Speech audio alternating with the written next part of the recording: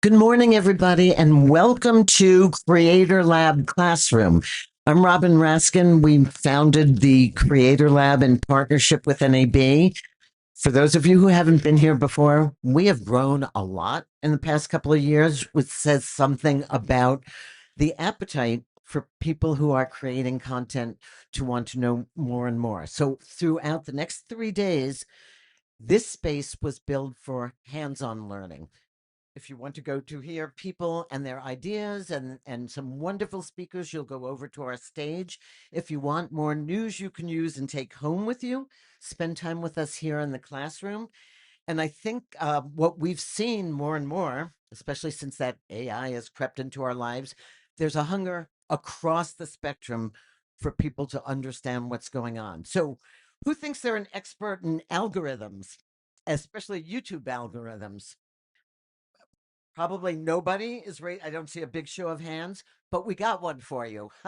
And our next session is really going to look at understanding YouTube's algorithms. I am so delighted that René Ritchie is here. René is the editorial director and creator liaison at YouTube, and he'll be in conversation with dear friend Jim Louderback, publisher and editor of Inside the Creator Economy. I urge you to follow it. I urge you to make this your sort of home to learn for the next 3 days.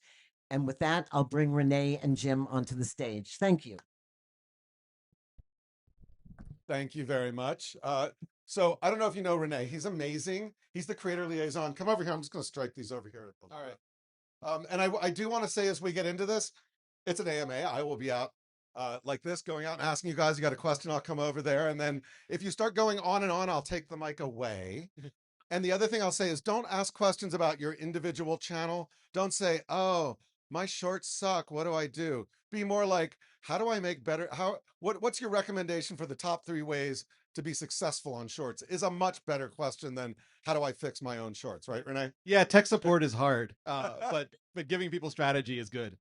So I have a ton of questions that I could ask him, but he would rather hear from you guys. So who wants to ask the first question? All right over here, sir. Go right ahead. Any questions? Hey Renee, Hi. I asked you this question actually at Vid Summit, but we're gonna see if there's been any progress on it, and it has to do with the A/B testing on thumbnails. Yeah. Right now, if you upload a video and you put different thumbnails in for A/B testing, that A/B test starts immediately when you upload it. But I have that stuff privated, and it's shown early to my channel members, so that starts ticking right away. So if it's a couple of weeks before it goes public, all of those have expired already, and I have to restart the entire A/B test. Is there a way? Are they thinking of maybe a way that you can designate a date to where that A/B test might start? So nothing in the plans right now. It's a good question. I can bring it to them. My only recommendation for now is to start the test when you go public.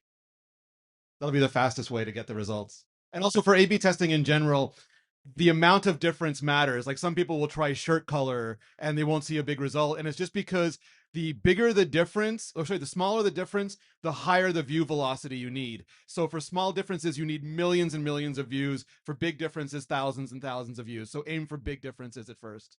Great advice. How about anybody back over here? Who's got a question? All right, right here. Yes, sir. Have you found that live videos like that were live and are now just videos on the channel perform better as a single video than videos that get uploaded? You mean like whether it's better to archive a live or whether it's better to edit it and upload it as its own video? No, not a premiere. Just like Okay. if someone goes live on a channel and then, they end it and it becomes its own video. Yeah.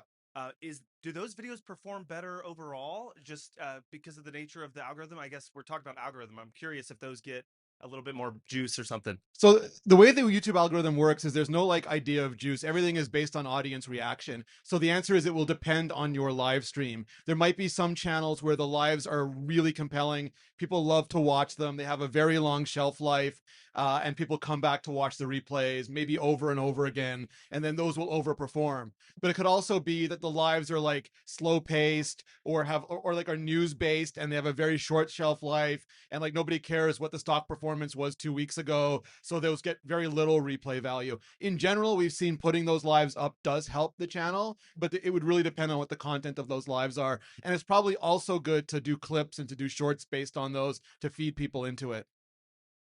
Questions up here? Anybody else? Okay, right. I'm running over to you. Thank you, sir. Here you go.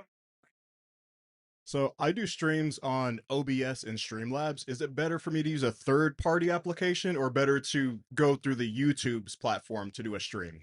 So YouTube wants to be really principled. We don't want the tools that you use, like if you use our editor or not, our live room or not, we don't want that to affect any terms of reach or juice of the thing. We should make it an amazing experience regardless of what you use. That said, sometimes features will roll out first party first. Like, for example, we just launched multi-aspect streaming, dual aspect streaming. So you can go live in both horizontal and vertical at the same time.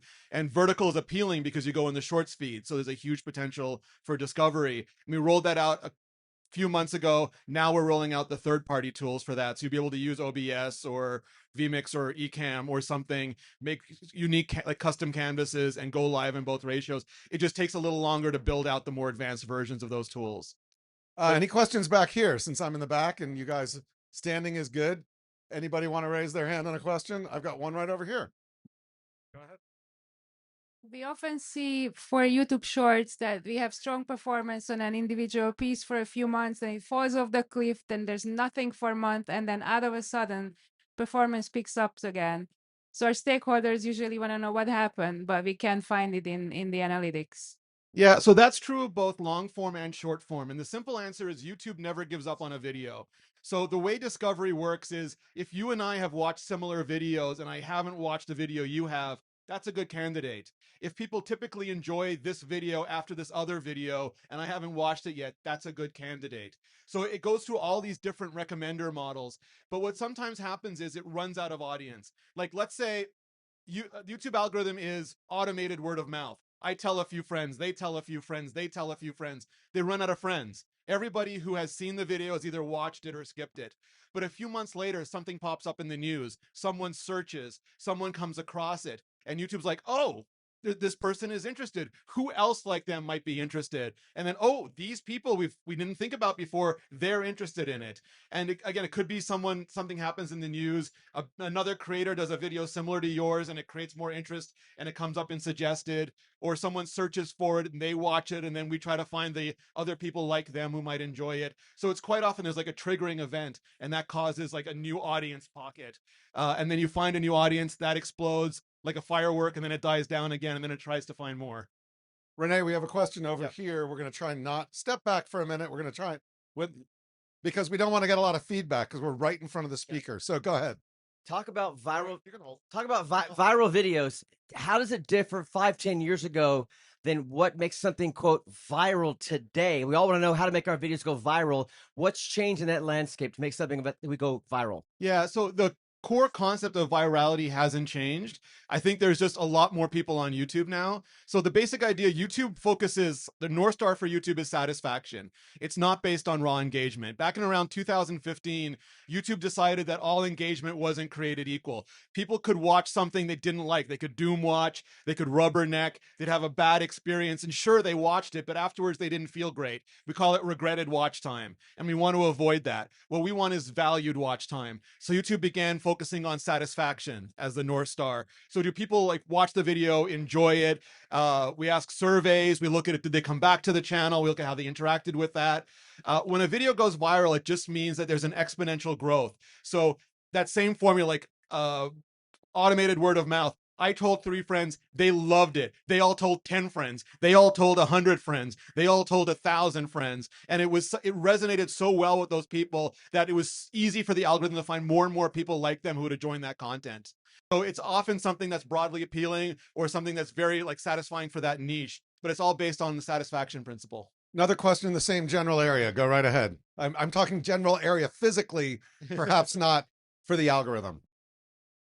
A couple of questions, Renee. Thanks for being here, Yeah. by the way. Really appreciate it. 2 questions. One, what are the early signals / indicators that YouTube identifies in a video that says this needs to be scaled up aggressively and exposed to a larger audience to get exposed to more homepages? And then secondly, there's a lot of confusion right now, I think, with shorts and duration of video. Yeah. What is too long? What is too short? What doesn't need to be a short? So on and so forth. So thank you. Yeah, so for the first question, the way to think about it is YouTube doesn't push videos for creators. I think a lot of creators think like, I make a video, I put it up there, YouTube's going to push it out. What actually happens is YouTube pulls videos for viewers. So you open YouTube and in a split second, the ranking system goes out and said, which videos do I think this person is going to enjoy? And that's based on basically pre-watching the video. Like, are they likely to click on it, watch it for a good amount of time, maybe like it, maybe comment on it. Doesn't matter if you actually comment or not. People worry that comments matter. If you turn off comments, if you moderate or delete comments, does not matter in the slightest. There's no like necessity to have a ton of comments on a video, but we'll try to see if like it appeals to those people. And then we'll rank the videos for them based on the performance of the video, which is the metrics you're talking about, but also increasingly personalization. So like you and I could watch the same viral video and I could give it a thumbs down and you could give it a thumbs up. And it doesn't affect that video much, but it'll affect the way our recommendations are going forward. So I try not to get people to focus too much on metrics initially. There's also a paradox of data. So as a video goes viral, click-through rate will go down, average view duration will go down, because the quality of matches are getting, like, we're showing it to more and more people, fewer and fewer of them are engaging, but 3% of 1,000,000 is so much more than 10% of 1,000, that the views keep going up. So I think the important thing is to find your own videos, like find a low performer, find a like an average performer, find a high performer, benchmark those. And then as your other videos come out, measure them against what's happening on your channel. And then you'll see like, oh, this is what's normal for a video getting 1 million views for my channel. This is what's normal for a video getting 10 million views. And you'll build out your own index and that'll change over time. Oh, and the second one, shorts duration, we try not to have an opinion. We don't measure watch time for shorts. We want you to be able to do short shorts. We want you to be able to do long shorts. Some people like short shorts, so we'll give them more. Some people like longer ones. We'll give them more of those. We try to be principled and neutral about it. So another question back over here that's more around subscribers and views and all that, but I'm paraphrasing. Go ahead. So my question is, even though we might have a certain subscriber count, but it seems like a lot of times the subscribers, not all of the subscribers are seeing the new content that's coming out. It's not put into their view and they might even have notifications on. So can you explain, is there an algorithm that keeps them from seeing our, I mean, if I have like 100K, I expect at least 100K eyes on it. Yeah. How many channels do you subscribe to? Okay. Based on whatever profile, there might be maybe 10 to 20. Okay. Yeah. And do you watch every video they put out?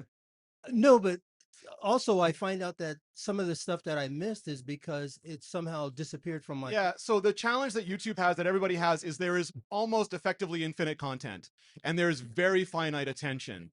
And there's this idealization that goes, like, we've had that before. We had someone come to us and they said we could talk about this and said, hey, my boyfriend says he hasn't seen my video. What is going on? And we said, can we go and look? And we said, yes. We said, we gave him the thumbnail 18 times and he didn't click. He doesn't recall seeing it. Maybe he clicked on Mr. Beast. Maybe he clicked on Call Her Daddy. Maybe he clicked on something else. The thumbnail was there. He didn't see it. So we have the subscription tab where anybody can go at any time. A lot of people don't use it anymore. I still use it every day. People can go there every time. The issue is that they subscribe to so many channels that they don't have an ability to watch the stuff. And also, like, if someone subscribed last week, they will get way more from the channel they subscribe to. If they subscribed 10 years ago and they haven't watched ever since, they will probably get very little because it's such a decayed signal. It's just they were 16, they loved this Go With Me tutorial. Now they're 26 and they're watching like how to start a business stuff. And it's just they come to YouTube, they have time to watch 3 videos. They pick 3 videos they're going to watch. If you ask them, they say, oh, sure, I'd love to watch your video. But when their behavior showed that they're busy watching like business videos now. So it's just like supply and demand. Renee, over here on stage left. No, over here. Yes, Right, sir. here we go. Hey, Renee. Let's talk about collaborators, Yes. because that's the big thing that I've been really trying to get into and trying to give the people that I'm doing collaborations with to understand that this is something that goes on my channel and then goes on their channel, but I control it. What's the best way to get them to basically understand that this is a way for all of us to win by doing collaborations? Yeah. So the way collaborations work on YouTube are a little bit different than other platforms. So when you have a collaboration on YouTube, the host of that channel has the video, has the analytics, earns the income, and it's on their channel page. You can have up to 5 collaborators on a video. That does not go on their channel page. They can put up a shelf that will show their collabs if they want to, but it's optional. You can choose to share analytics with them if you want to. That's optional. The income still goes to the channel that's hosting it. But what it does do is put that video, it will not send notifications. We don't want to spam anybody's notifications. But what it will do is go into the subscription feed for all the channels, and it will be recommended. Won't guarantee it. It'll be a candidate for recommendations for everybody who we think would be interested in those videos. We never want to put a video in front of somebody who isn't interested, because it's bad for your click-through rate, it's bad for their recommendations, it's bad for everybody. But if there is like an intersection of interest, we will recommend that video as well. So it's just a way to uplift. We find that it helps uplift smaller channels a lot, but it's also a great way to build community, build connections, and just grow your channel. Okay, right up front. Go ahead, Miles. So you mentioned that, just because somebody watches through the entire video doesn't mean they liked it, or you're not measuring the watch time, but more so the viewer satisfaction part. So how is it on our end when we're looking through our analytics? How can we realistically measure what that viewer satisfaction was with our videos, if that makes sense? So there are ways, like you can look at the like count, which is an indicator. You can look at average views per viewer. It's also great, like average views per viewer. If you're not sure how many videos to publish, you can do like one video a week for a few weeks, 2 videos a week for a few weeks, and then go to videos published per week and average views per viewer. And you'll see like, am I saturating them and they're picking between my videos, or is there demand and thirst and they're watching more of my videos? So like those are good metrics to look at. Also just sentiment in the comments. So I feel like I'm neglecting this part of the room. Does anybody over here have anything? I got 2 people over here who have questions. All right, I'm coming over here. Wait, you've got one? Go ahead. Yes, sir.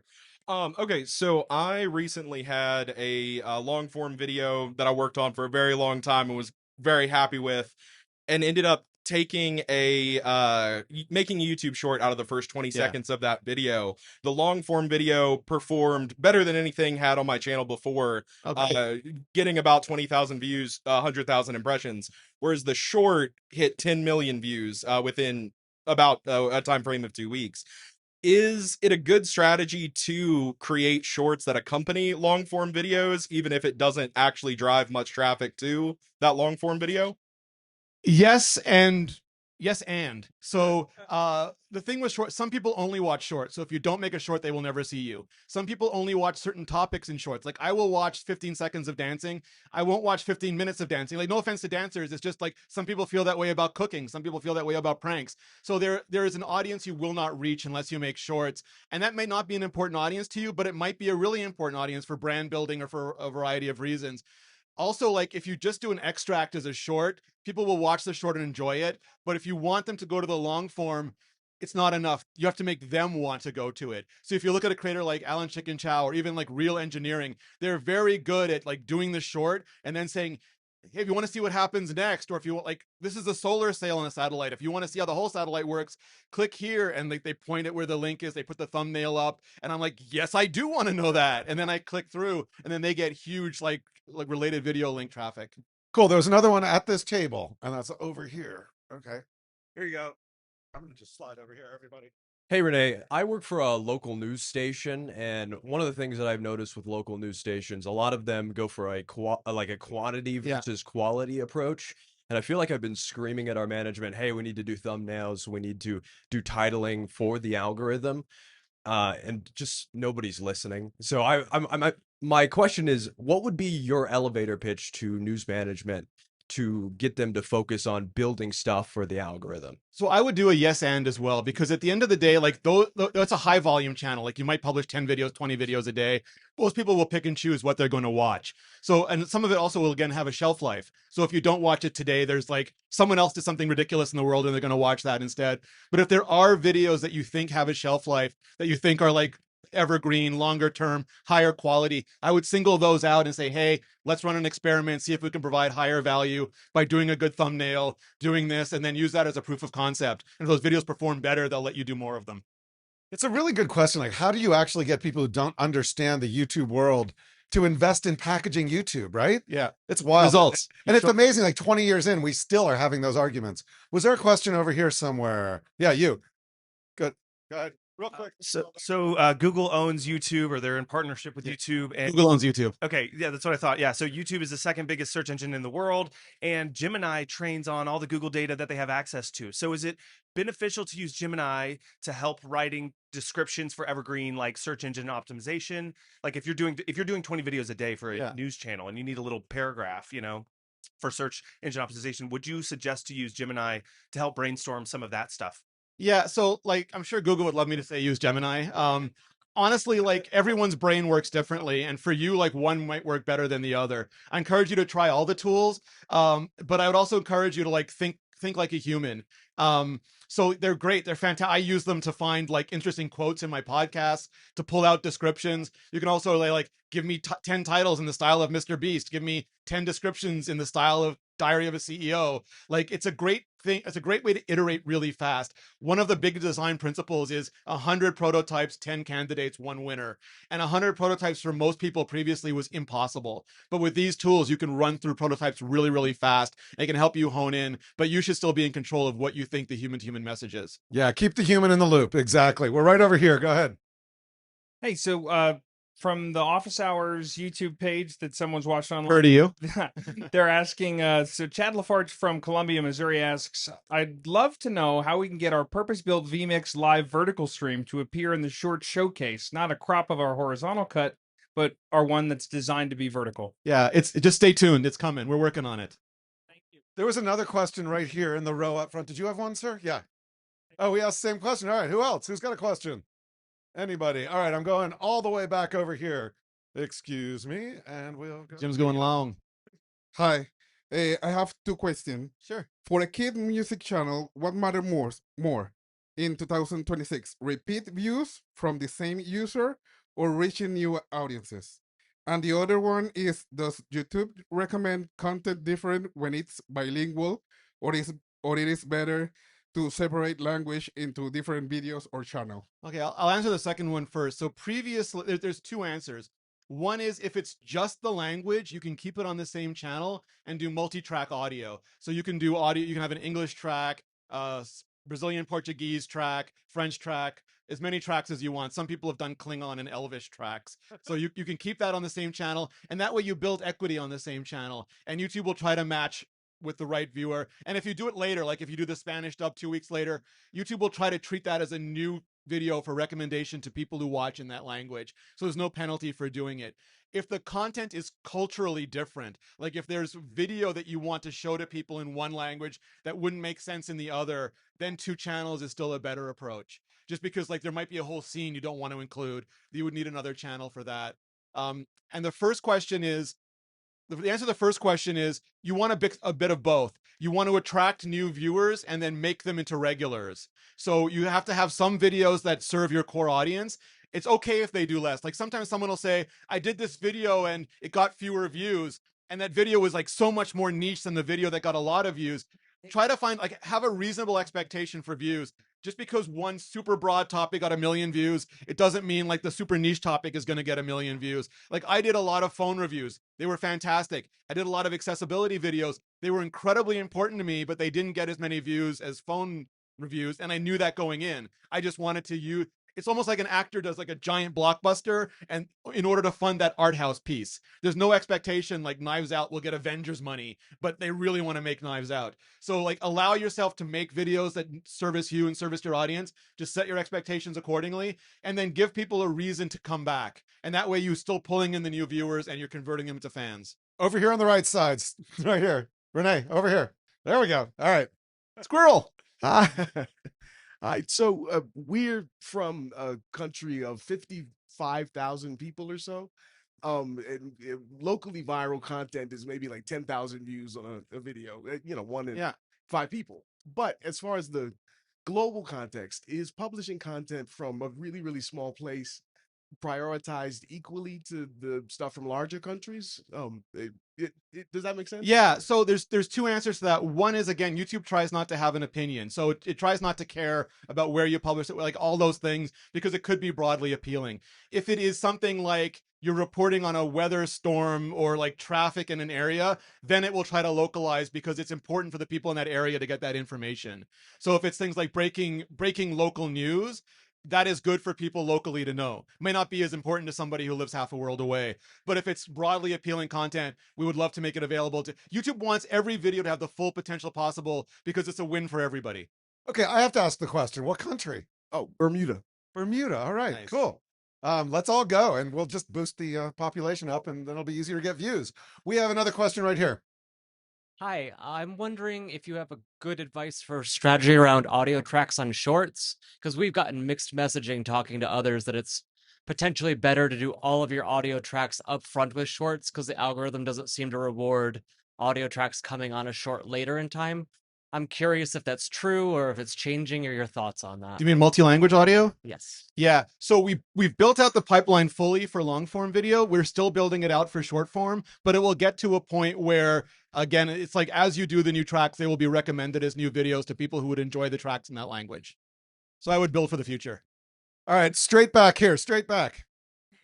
I'm so bad at this. Hi, thank you. I have a question for podcast. When we have we publish every week episodes, right? But we have shorts and also segments. We don't know if we are just like oversaturating, just to grow the community or grow, the audience for the podcast. Or what do you recommend in that case for podcast because it's different on other content? Yeah, I would try it all on the same channel. Like, for example, most views for long form and podcasts come from the home screen or the music app, but most views for shorts come from the shorts feed. So it's unlikely that they would be put in front of the same person at the same time. So it just means you're increasing the surface area of discovery for your content. Some people do separate channels for shorts. Some people do separate channels for clips. You can always test that to see if it works better for you. But if you can keep it on the same channel and it's performing well, YouTube is pretty good about making sure that people get what they want from you. Okay, right over here, Megan. Go ahead. When it comes to the algorithm and going viral, is it different for shorts versus long form? Like, how does it test audiences and decide if it passes that audience, and like how big is that initial audience, or does it depend on your channel size? Like, how does it work? Yeah, so again, it's the other way around. So like YouTube is not actively testing the video. YouTube is trying to see which people would be interested in it, and if they are or if they aren't, that gives us more information about other people that might be interested. Let me find the right way. So there are differences in short. So for example, watch time for long form video is weighed more heavily because we don't want to discourage people making longer or shorter shorts. So like if we said, oh, someone only watched a 15-second short, that's not great. If the short was 16 seconds, doesn't make any sense. So we don't weigh watch time as heavily for shorts. So there's a difference there. Also, we found that people value recency in shorts more than they do in long form. If they're recommended a long form video from a year ago about the logistics of FedEx, they're as equally interested as if that video went up today. But for shorts, they seem to want like more trendy, culturally relevant of the now content. So recency weighs more for short form video. Likes probably weigh more just because watch time weighs less. But all of it is like what the audience, like who liked the video and what other people can we find similar to them who we think would also like the video. Hey, Renee, over here, look for the pink card. I by the will. way. Here we go. Go ahead. Pro tip. Hey, hi. Hi. I have a question. You said YouTube doesn't push out the videos Yeah. to the audience. My feed picks basically the Yeah. video. So if I have a channel that has a niche and I do a completely different video on that channel from a different theme, it just doesn't work. Do I still hurt my channel? Yeah, Because so a few things. We get this from both sides. We get, I made a niche video and it got no views, YouTube hates me, or I made a niche video and it blew up and now you're giving me the wrong audience. So like, but the truth is that YouTube actually doesn't really measure much channel wise. YouTube cares more about less about creators and channels and more about videos and topics. So if there's no, like if you have a bad video, it doesn't affect your channel because your next video could be the biggest video in the history of YouTube. And we wouldn't want to lose out on that just because we thought you had a bad video. So I don't hurt my channel if I don't serve the niche. No, but audiences do have expectations. So if we'd like to say like same channel, same audience, same channel, different audience, different channel. So they're like, if someone goes to your restaurant and they get the best pasta of their lives every day, and they really want that pasta and they go back and you're giving them green beans, they'll be like, oh, this is not what I expected, and they may not eat it. So the expectation is like, don't expect off-topic videos to perform as well as on-topic videos. If all you want to do is grow your channel as fast as possible, use the Simpsons principle, the same but different. Give people who love you more of the same stuff to love. If that's not your primary motivator, then just know off-topic videos may take a while to find a different audience. So the algorithm doesn't really hate me then, right? No. Well, I mean, you specific. I don't know. Me, I don't know. Yeah, I'm But such no, a- it does not punish people. It does not hate people. It wants to make people happy. Sometimes it doesn't know how to do that. Sometimes it doesn't know why you're unhappy. It will just keep trying until it makes you happy. So we have time for maybe one, maybe two questions. So who's got one burning question they want to ask? Anybody? I don't see any hands up. Wait a minute. Anybody over here? Is there someone over there? Yes. Wait, I got one. Sorry. Oh, wait. You guys have both asked. Okay, you get a short one, and then Jeffrey gets a short one, and we're done. Is there a place where we can regularly find information like this as we are starting our YouTube journey? Yeah, so we have a channel called Creator Insider on YouTube, and we are publishing news on that, creator advice on that. We're doing podcasts where we put creators and executives together. We've done them on how the shorts algorithm works, how the long form algorithm works, how podcasts work. So we put everything up there.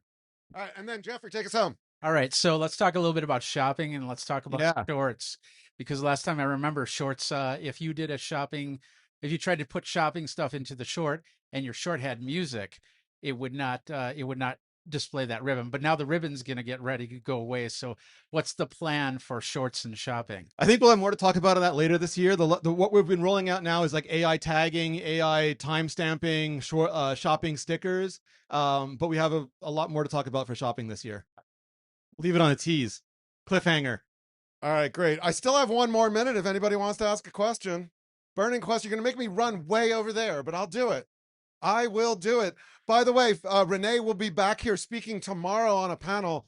I can't even remember. No, later today. Later today on a panel. Yeah, What time is Beyond it? Views. I think like 2 or 3 or 4 or something like that. Anyway, just come at back. at a time later. Here's the thing. Just stay at the Creator Lab all day and you'll see him again. And we have lots of great booths and other exhibitors you need to see. And we have a party tomorrow night from 5 to 6. And we have one last question from the Divine Chef. Let's do it. Okay, so when it comes to a new video going out and we're looking for the algorithm to pick up new views, new eyes, what is the percentage maybe that the algorithm works in when it comes to, is it based on the topic of the video? Is it based on the title of the video that it's going out to search for new? It really is like automated word of mouth. So it's just like who do we think would be interested in that video based on what they've already watched, based on what people similar to them have watched, based on videos that have been watched before this video. We've broken out the stats in studio so you can see new viewers, casual viewers, and regular viewers. The regular viewers are the people who've come back more than 6 times over more than once a month for more than 6 months. Casual is once a month for less than 6 months. So you can see exactly how many new casual and regular viewers you have. And you can make videos targeting your hardcore fans and make videos targeting your new viewers. And you can start getting those numbers both to go up. All right, you all. I want you to give a big round of applause for Renee for being Sending a photo. So generous in his time. Yeah, keep going while he takes a photo. Keep clapping, keep clapping, keep clapping. He's back 350 today. 350 on the stage over there. And I will say, if you like this, we're going to be doing the same thing in an event called Open Sauce in San Mateo mid-July. So there will be Renee and I doing an AMA again. So get ready for We'll that. have Todd with us. And we'll have Todd too. Yeah, we have the guy who actually develops it. What is product manager for for growth and discovery at YouTube. So it's kind of like you get 2 hits for one. So anyway, one more round of applause for Renee. Thank One you more all so applause much. for all of you. Thanks to NAB Show. It's lunch break. We're back with content around 1.